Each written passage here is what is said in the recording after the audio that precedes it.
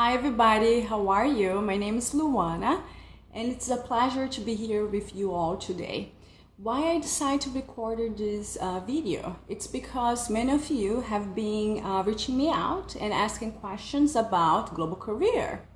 So I decided to answer your questions and publish in our community so everybody can actually take advantage of the answers. So today I'm answering one question, very interesting question about Australia. Before I do that, let me introduce myself to you. As you know, my name is Luana, and I have been working with global human resources for 10 years. And what I do, I work mainly with companies that want to operate in a global level. So they come to me, I do their talent acquisition process, I do trainings, I do engagement initiatives in a global level, and I manage their talent pool in different countries. So that's what I do. And I realized that at the same as company, they need extra help when we talk about HR in a global level. Professionals like me that build up a global career in a different country or working in your own country but remotely with a global company, they actually also need help, right? Professional orientation, they have questions that are very hard to find the answers out there in the market, and if you find they are just like common sense answers based on personal experience that doesn't help us too much. So that's why I decide, so as you can see, I have a personal interest in global career because I'm from Brazil and I came to US and I built up my career here. And at the same time, I love what I do, right? I work with a global HR, so I can provide personal experience and professional expertise to you all. So let's now talk about the question. So this person, she came to me and she told me, Luana, I'm applying right now for immigration process to go to Australia and I need a resume. I said, oh, okay, interesting. I can help you, giving you some orientation, right? And then she told me, no, actually, I just need someone to write me my resume and describe my function and my roles. And I was thinking, no, you're wrong. And you are actually putting your immigration application risk because you're not following what it's required by the Australian job market, right? Like every company has its own job market, and you need to adjust your resume. You need to adjust to this market, not just your resume, but if you go for an interview, you also need to adjust your communication style on that interview, for example.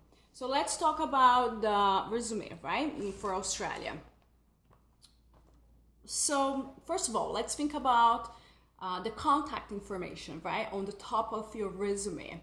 So you need just to put your name, your email, your address. In like giving a tip here, just use the email of Australia or address of Australia. So if recruiters see your resume, they don't have second thoughts about, oh, is she here? She's not. So I'm not sure if I will contact her. So just use like a local address, okay?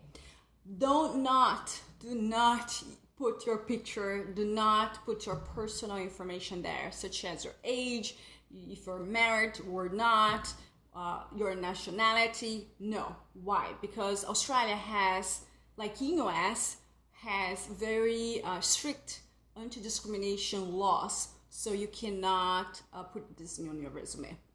Now, after your personal information, let's talk about a summary, right? You need to have a summary of your qualifications.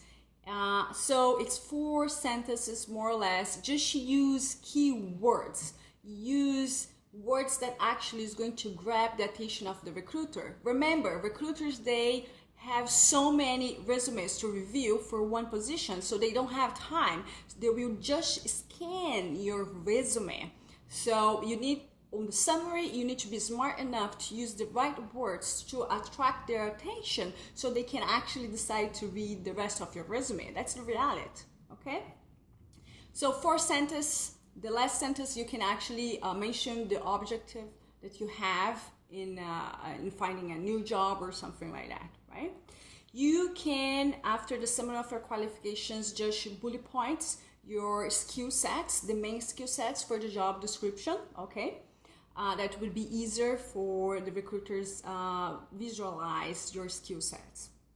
Remember, always customize your resume.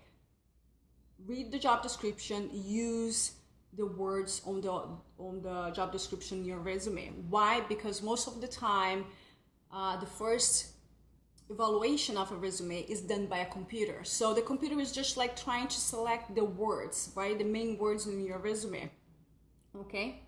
So now let's talk about, after you do that, you are going to talk about your professional experience, right? So in Australia, they use the reverse chronological order. So, okay, so that's very important for you to know.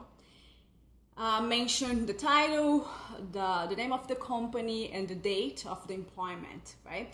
If it's for an immigration process, use day, month, and year.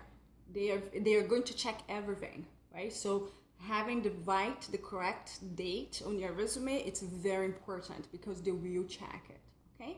So even if you work with an amazing company in your home country, people may not know in Australia, right? So it's very important for you, besides mention the name of the company, add a short description of the company and the link of the company as well. What you can highlight, the size of the company, the revenue of the company, and anything that actually make the company to stand out in the market, right? The size, the revenue, any project that it's important for the job you're applying, okay? So after you do that, you're going to start to describe your functions, right? Your role and your responsibilities. But please, that's not just for Australia, okay? You have to mention as well your accomplishment. Nowadays, companies, they don't care too much about the description of your job, but they want to know how much value you can actually add to their companies. So if you just describe, it will come across so weak. Your profile is so weak. But now, if you mention your accomplishment in terms of revenue, in terms of business expansion, in terms of rewards you got, your work, in terms of saving some money for your organization, cutting costs, all these words are actually very attractive to the employers, okay? Mainly for you, Australia wanna see your accomplishment, for sure. One thing that's very interesting here, in Australia, so like in US and UK, most of the time you have just 2 pages resume.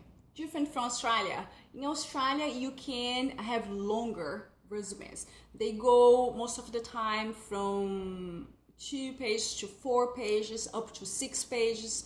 It's depend on how long you have been working, right? But this is great because I'll actually give you the opportunity of including details and explaining more your functions, your accomplishment, and how you can add value to the new role, the new position. Yes, another thing that I want to mention here, it's not American English for Australia. It's British English, so make sure you have someone reviewing for you the British English if you learn the American English, okay? I spoke about the number of page.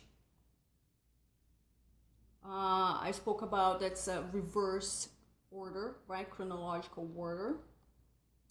Okay, so now you finish your professional experience and you want to talk about your education background. So you start with the highest one. One thing that's very important here, Australia has a very specific educational system. So you may need to actually evaluate your diploma or certification and see which like certification you actually have in Australia. So for example, I know in Australia a bachelor degree it's 3 to 4 years. Okay, so you have to make sure you state the right level of your education. Okay. Another thing is in Australia, they also, mainly for immigration process, they also use some organizations that will evaluate your skills set for your specific profession. Okay, so if you go to the immigration webpage, they actually give you all the organizations that can do this evaluation for you. So it's not just about evaluating your educational level, but also your skill set. And I would tell you, if you have to do that for immigration process, just including your resume for a job, because the employer will say, whoa, okay, so this candidate did a very good homework and is showing me how he can work in a specific market that's for Australia, okay?